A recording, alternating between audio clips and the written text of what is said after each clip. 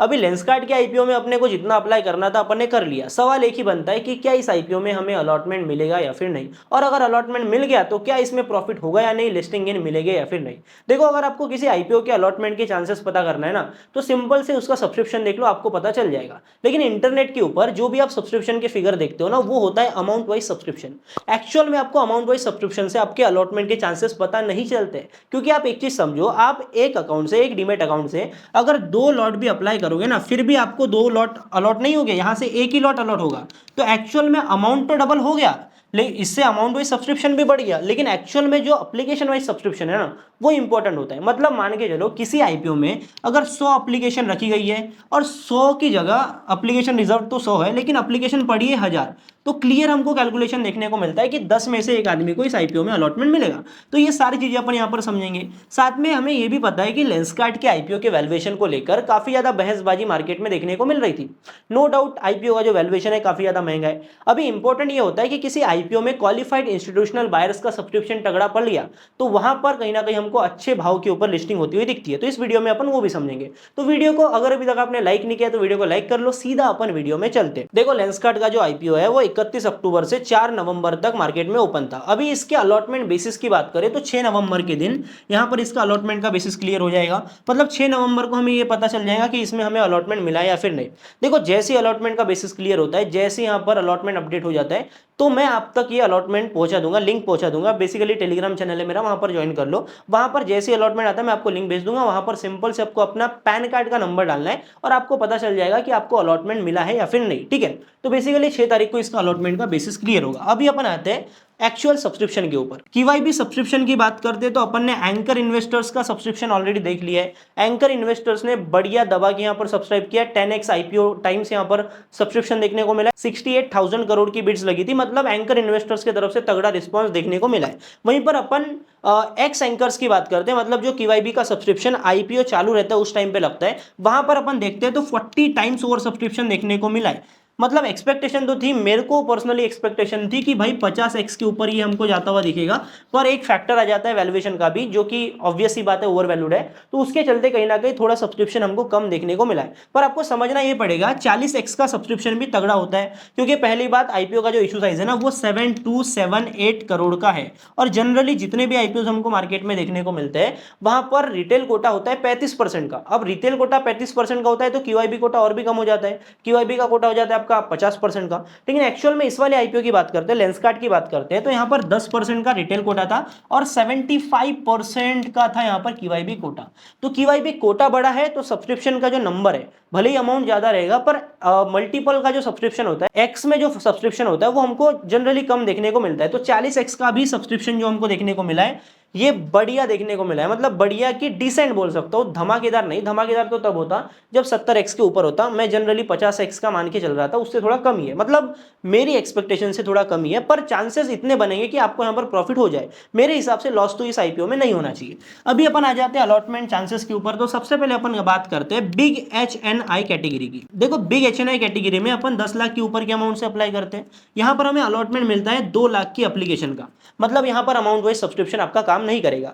Subscription की मैं बात करता हूं तो यहां पर अमाउंट वाइज सब्सक्रिप्शन आपका पड़ा है 21.81x का। ठीक है, पर बिग HNI जो कैटेगरी होती है ना भाई, यहां पर अलॉटमेंट के चांसेस बढ़िया होते हैं।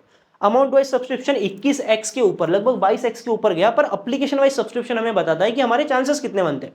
एक्चुअल में जो रिजर्व एप्लीकेशन थी ना, वो थी यहां पर आपकी 34K, जहां से एप्लीकेशन पड़ी है टोटल 1.51 लाख की। अभी मैं कल का डेटा बताऊं आपको, तो मतलब डे 2 के एंड के ऊपर मैंने वीडियो बनाया था, जहां पर हमको 31 या फिर सॉरी कितना था, यहां पर लगभग 0.30x का यहां पर सब्सक्रिप्शन देखने को मिला था। मतलब लगभग 11,000 ही एप्लीकेशंस देखने को मिली थी। पर मैंने उस टाइम पर आपको बोला था कि बाकी जो एप्लीकेशंस है बिग HNI कैटेगरी की, वो ओकला के आईपीओ में फंसी हुई है। बेसिकली ओकला के आईपीओ का जो ब्लॉक्ड अमाउंट था ना, वो अनब्लॉक हुआ था आज के दिन, मतलब 4 नवंबर के दिन। ठीक है, तो उसके बाद में वो पैसा अनब्लॉक हुआ और वही पूरा पैसा पलट के आ गया, मतलब ओकला का पैसा लेंसकार्ट में पलट के आ गया। तो यहां पर हमको तगड़ा सब्सक्रिप्शन देखने को मिला है। तो 1.5 लाख के ऊपर एप्लीकेशन देखने को मिली है। और जनरली जो बिग HNIs होते हैं ना, वो तीसरे दिन ही अप्लाई करते हैं, क्योंकि वही बात है भाई, पैसा ज्यादातर बड़ा पैसा होता है तो वो ब्लॉक नहीं रख सकते, क्योंकि पैसे के लिए अपॉर्चुनिटी कॉस्ट भी लगी होती है। ठीक है, जब पैसा अपना ब्लॉक होता है तो कुल मिला के यहाँ पर मैं आपके अलॉटमेंट के चांसेस की बात करूँ तो टोटल 4.34x का यहाँ पर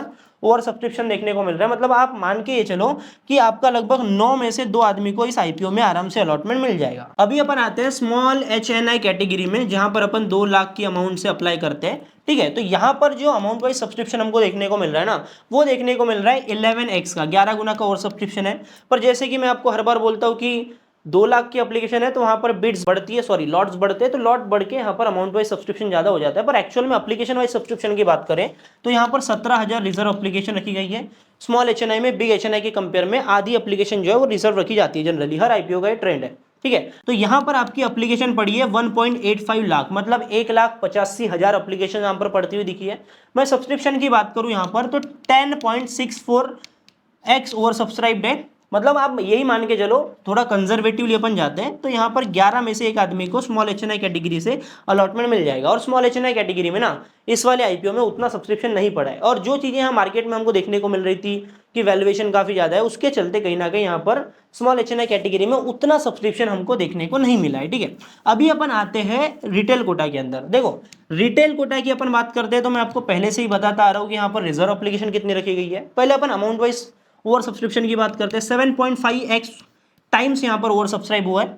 एक्चुअल में रिजर्व एप्लीकेशन थी 488 के, मतलब 4,88,000 लोगों को यहाँ पर अलॉटमेंट मिलना था, जहाँ पर एप्लीकेशन टोटल पड़ी है 28.81 लाख, मतलब 28,81,000 एप्लीकेशन हमको रिटेल इन्वेस्टर्स की तरफ से पड़ती हुई दिखी है। देखो काफी सारे एक तरफा हवा चली है यहाँ पर वैल्यूएशन को लेकर, तो उसी वजह से यहाँ पर कहीं ना कहीं शॉर्ट पड़ गए थोड़ा। अगर ये हवा नहीं चलती थी तो और 7-8 लाख एप्लीकेशन यहाँ पर ऐड हो सकती थी, मतलब 35 लाख एप्लीकेशन के ऊपर ये क्लोज करते, पर अभी सही है, अलॉटमेंट के चांसेस भी बेटर हो गए इससे। ठीक है, तो यहाँ पर आपका एक चीज हो गया 28.81 लाख है। तो यहाँ पर आपका जो मल्टीपल की बात करते हैं, एप्लीकेशन वाइज की बात करते हैं, तो एक्चुअल में 5.9x का होता है, जिसको मैं 6x पकड़ूं तो 6 में से एक आदमी को इस वाले आईपीओ में अलॉटमेंट मिल सकता है लेंसकार्ट में। मतलब कुल मिला के आप ये समझो कि आपने अगर 6 एप्लीकेशंस लगाई है तो आपके चांसेस बनते हैं कि एटलीस्ट वहां से एक तो आपको मिल जाए। अगर किस्मत खराब है तो नहीं भी मिल सकती, क्योंकि ऐसा वो देखेंगे नहीं ना कि आपकी तूने 6 लगाया तो तेरे को 6 में से एक दे देता हूं,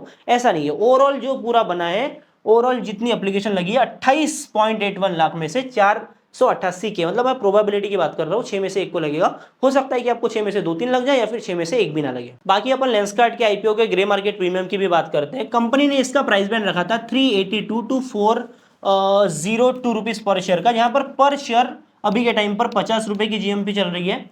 मतलब परसेंट वाइज अपन जाते हैं तो 12% की जीएमपी अभी भी मौजूद है। ठीक है, जिस तरीके से जीएमपी चल रहा था, जिस तरीके से सब्सक्रिप्शन था, मैंने ऑलरेडी वीडियो में बता भी रखा था कि मुझे लगता है कि 50x का और सब्सक्रिप्शन देखने को मिलेगा, जिसके थोड़ा नीचे, और वो ओवरऑल मार्केट भी यही एस्टिमेट कर रहा था कि 50x का देखने को मिले।